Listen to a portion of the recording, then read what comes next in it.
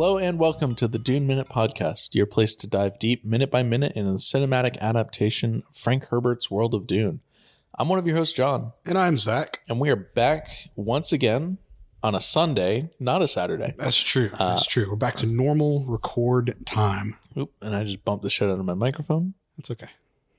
Yeah, we're back. It's Sunday. It's beautiful out. Oh, it is so nice outside. In the South, we call this false fall because we're only, just getting a little taste of what's, to come later on in the year. But don't worry, it's going to probably be back up in the high 90s at the end of August, or at the end of September anyways. Yeah. Enough about that. We're here to talk about Dune. Last week we ended off with a little conversation between Duncan Idaho and Paul and Jessica and Dr. Kynes after Duncan had found Paul and Jessica out trapped in the deep desert. Yep. Today we are starting off this minute still in the ornithopter. Duncan had just confirmed to Jessica and Paul that the Sardaukar had joined the Harkonnens in the attack on the Atreides and Arrakis. And Jessica was like, "Are you sure?" And Duncan's like, "You cross swords with the Sardaukar, Yeah, and importantly, that they hit every major population center. They did all at once. At once, yep. I mentioned this last week, I think on the Friday episode, but it doesn't really seem like Duncan was having a hard time in taking care of the Sardaukar that he was coming into contact with. So is everyone just really that bad at fighting, or is Duncan just too OP? I'm going to go column A, column B. Well, no, I'm going to go more on the latter side. I think he's just that good. He's just that he is that guy. Yeah, because the Sardaukar have been proven, countless times throughout the years of how just insanely good fighters they are. So I don't think you can call their stuff into question. Now, if he was fighting a run-of-the-mill Harkonnen goon, I think no problem, hot knife through butter. You gotta stop those gooners, dude. Well, the gooners have taken over. They are currently winning right now. All right, well, it's disappointing. After Duncan confirms that it's Sardaukar, Jessica then turns to Kynes, has that, so the Emperor is taken aside. What says the judge of the change? Just the most catty question. Yeah. So sarcastic, so pithy. And I know that none of this is this minute. I'm just it's been a week. It's been over a week for us, so I'm just catching everyone back up. And then Kynes' response is, "The Emperor forbids me from saying anything at all." Right at the start of this minute, Paul kind of claps back with, "And yet you risk your life to help save us." Yeah. And then there's just a moment of camera back and forth as they're kind of staring each other down. Well, Kynes, she looks away almost in an ashamed manner. Yeah. And then when it goes back to Paul, he's just staring her down. And the emotion that I got from that was as if he was to say, "Yeah, that's what I fucking thought, bitch." We don't linger too much on the faces. It's very quick. But then we cut out to a sunset over the desert. Sunset or sunrise? I don't know. Probably sunrise. Yeah, because when the later on in this week, before we go back into the ornithopter, we have that one shot and it's darker outside. Yeah. Of the ornithopter flying over the desert. So sunrise. And a glimpse of this massive wall of sand. Yes. Moving across the desert. And I maybe this is a stretch of comparison, but comparing to fantasy fictional worlds, it looked like the wall from Game of Thrones, the ice wall. Sure. That level of height and just that mass. Yeah. Massiveness. Oh yeah. Easily hundreds of feet. So you see it just several times higher than even some of the highest dunes in the desert. And we've seen how tall these dunes are based off of, Paul and Jessica running up and down them. Yeah. Effortlessly. With ease. Yeah. By the way. Yeah, no, we talked about that. But yeah, those dunes just look like tiny little bumps compared to this wall of a sandstorm. Yeah. And this is a Coriolis storm. It is. I love it. I love that we get to see. I don't love them. They're very dangerous, but it's very, very cool to see. This is not something foreign to us, like on Earth. Like these things happen. Hurricanes and cyclones are Coriolis storms. Yep, so. Exactly. So Coriolis, obviously, I mean, if you don't know, it's referencing the motion of the Earth, the rotational motion within the Earth. So the rotational motion on Arrakis causes these giant windstorms, and if they formed over water, odds are they would be something like akin to a hurricane that we have on Earth. Since there is no water and it's just open desert, then we get these massive sandstorms. Yep. We talked about in episode 7 of this show how the intensity of storms is so strong that it can, cause the sand to cut through metal. Yeah, crazy. Did a little more research. Apparently, Coriolis storms on Arrakis are capable of having wind speeds up to 700 kilometers an hour. That's or if you prefer fast. Freedom units, that's 434 miles an hour. Jeez Louise. For reference, an EF5 tornado is 200 miles an hour. And that's, yeah. Man, that is fast. Yeah. I don't know if you've ever seen what an EF5 tornado is capable of doing. Nope. I've been through. It will flatten an entire city. Just gone. I've been through 2 tornadoes in my life, but those were like ones, like little baby ones. Yeah. Thankfully, we very rarely will get tornadoes here in Georgia.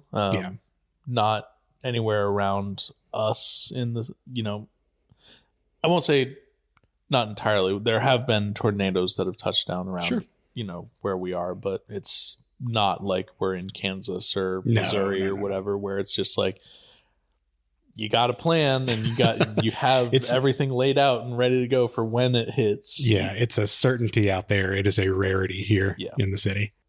Right after we see the shots of the storm moving in, we get like a montage of what I'm assuming are Fremen. We're at this point assuming Fremen. It is confirmed later. Yep. They are working to secure the ornithopter and covering it. We know they're not Atreides. Yeah, right. And this got this like big covering cloth on it, and they're like staking it down to have it not blow away in the storm. And they're putting a lot of faith in these massive spikes. Yeah, and this little tent top. Meanwhile, we're just talking about a 700 kilometer an hour windstorm. Like, that's that was my thought. Is, man, they're really just like hoping that this little piece of metal sticking in some sand just holds it down. I trust them though; they've been through it before. Yeah, I think it's more of a camouflaging thing rather than a protection from the storm. That's what I initially thought too. Because the tent is that same color as the sand and everything. So we get a unidentified worker kind of in the background going, "Storm's coming." Yep. I thought it was interesting that they were speaking in what I'm going to assume is just translated Galak, rather than speaking in Chicopsa. Because, quote unquote English. Common. Yeah. Well, they may have been talking to the Atreides or, that group. I don't know. It definitely seemed like they were talking amongst themselves. Yeah. So we get the camera pans around to what looks like a bunker almost, like cut into the rock face. Yep. Really cool.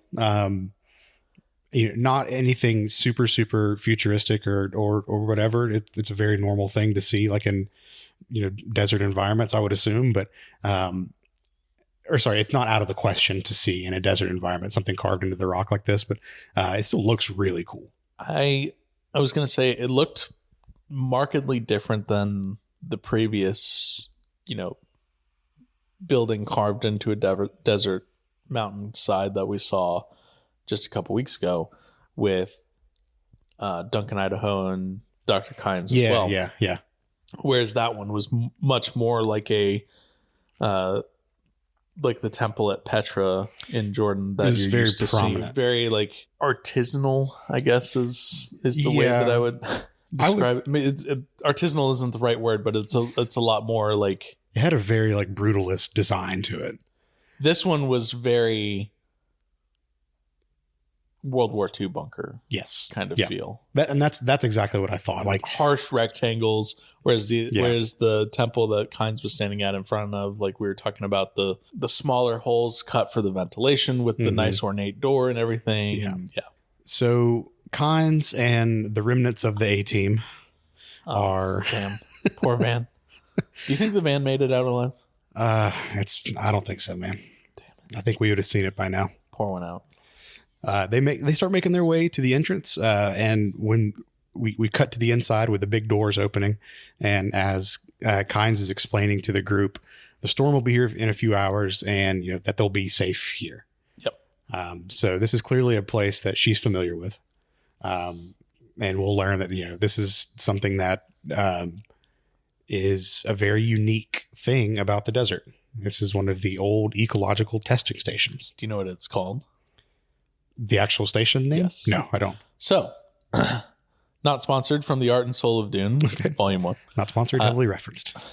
This area is called the Nexus. The Nexus, okay. Many Nexuses were built during the planet's first colonization and were designed by the production team of the film to mimic industrial thermal plant cooling towers. Okay.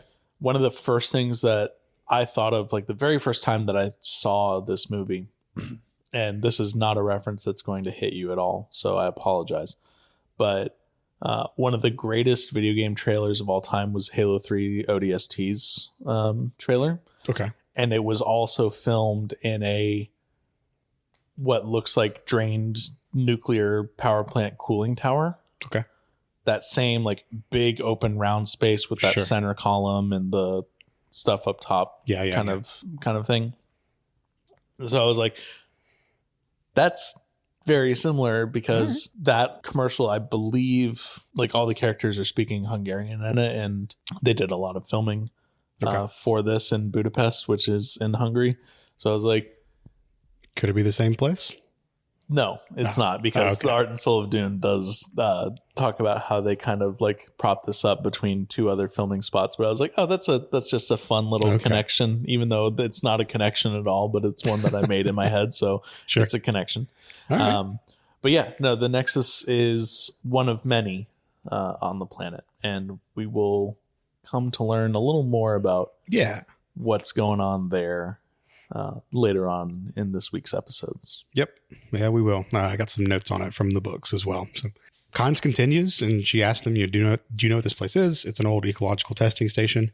And this is kind of where we get to know the purpose behind them, or at least the original intended purpose. Yep. They were meant to tame the planet and free the water beneath the sands. Arrakis could have been a paradise. So this is like the first, I think the first like direct out loud reference that we get to that dream of a green Arrakis. If it's not the first, it's one of a very few that we've had throughout the movie. I couldn't remember another one going back. I know we talked about you and I have talked about it for sure. The dream of the green Arrakis when we had the episode where we were introducing Dr. Kynes. Yeah. But I'm having a hard time recalling if it's in the film at all. No, I think this is the first time that they've mentioned it out loud. So, and this, I mean, it definitely is the first mention of like the water trapped underneath the sands. Yeah. When you start reading into the encyclopedia, there is evidence that Arrakis used to be a lush, vibrant, healthy ecosystem. Until those damn worms were brought on the planet. Just over the eons of the desert has kind of taken over the planet. But there is still evidence that people, they have found on the planet that points to there used to be a healthy ecosystem around. Yeah. So the point of these ecological testing stations was to try to bring that water back up, create an atmosphere, and basically do like a terraforming project on the planet. The ultimate goal of a planetologist. Yeah, exactly. They were first put on the planet by imperial prospectors, which I can't not think of like a old timey gold prospector. Just thinking of the prospector from Toy Story 2. Yeah, exactly that. Yeah. But they were long forgotten after they, just abandoned them. Some of the early, some of the oldest stations that they found were used as the first sieges by the original Fremen, or at that point they were probably going by the Zinsuni, the people that would become the Fremen. Yeah, exactly. When they found and started using these stations as their sieges, that's where they got the technology and the materials to build the first wind traps and the resources to plant the palms that we see around. So it definitely helped the Fremen kind of build an anchor and establish a good foothold in the planet. So they've been around a long time. Yeah, it's from what we see, it looks old. Even though it's still very pristine, it looks old and it looks ancient. Kind of like what you see in a movie where there's a hidden temple kind of thing. I was about to say, I mean, the desert, even though it's harsh, it is fairly good at preserving things. It is, yeah. Have you ever heard that story where when they were filming or scouting locations to film Lawrence of Arabia, the 60s movie. Yeah. The film scouts found Lawrence of Arabia is older than 60s. Is it? The movie? I think it's the 60s. Well, I'll fact check in a second, but I feel like it's a 40s because it's about 1962. Oh, I thought it was older than that. Yeah. But they actually found a train that was used in the T.E. Lawrence's raids. Yeah. So they found the actual location. The train was in good condition. Obviously you couldn't use it again, but it was for being that old and being abandoned in the desert, it was still in a good condition. Yeah. What's crazy is when you find, I've seen pictures of whale bones in a desert. Yeah. Just perfectly preserved and everything, which is funny because you'd think over time, the sand would have worn it down or whatever, over millions of years from. Sure. Nope. Just chilling. The sands will shift and things will get buried, which, removes them from that level of elements. Yeah. And then, just the overall lack of moisture. That's what causes a lot of degradation to things is moisture. So, it's a good place to preserve it. So these stations when you have moisture, you have bacteria that will just tear shit up. So these stations, they might be thousands of years old, but they still are in good condition just by the nature of the environment of the desert. Yeah. And our minute kind of ends right here where we get a couple of shots around the testing station, but that's it. So if you don't mind, I'll go into my little bit of book notes. By all means. So at this portion of the book, we are in the third chapter of the second part of the book. And Kynes and Duncan and the rest of the A team they've made it to the ecological testing station. Yeah. And this kind of follows the book really, really closely. The section that is in focus this week of these 5 episodes only takes up about a page and a half or 2 pages of the book. So I don't have a lot of book information to talk about, because if I start going past that, I spoil next week's stuff. Yep. So I'm going to be kind of light on my book notes this week. But one of the things that I wanted to call out here is that when they enter into the testing station, Paul remarks, "Oh yeah, this is one of he said, my father wanted to use these as advanced bases, just for the Atreides existing in the desert." Sure.